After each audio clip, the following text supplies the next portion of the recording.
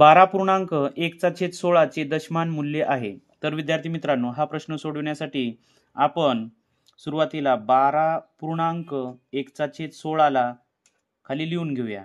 आता या ठिकाणी एक गोष्ट लक्षात घ्या, 12 हे पूर्ण अंक आहेत म्हणून येणारा पॉइंट हा 12 नंतर द्यायचा आहे। 12 पॉइंट। आता पॉइंट दिल्यानंतर आपल्याला एक शून्य घेता येतो म्हणून या 1 च्या बाजूला एक शून्य ठेवून देऊया।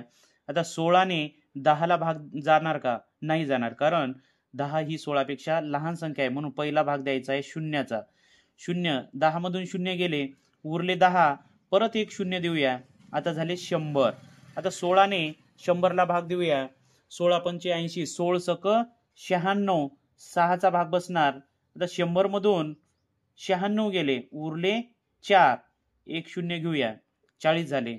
आता 16 1 16, 16 2 32, 16 त्रिक 48 होतात म्हणून 16 दुनी 32, 2 चा भाग बसणार, 40 मधून 32 गेले, उरले 8, एक शून्य परत घेऊया आणि 16 पंच 80।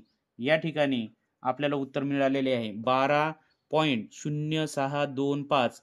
असा पर्याय कुठे दिसतो आपल्याला?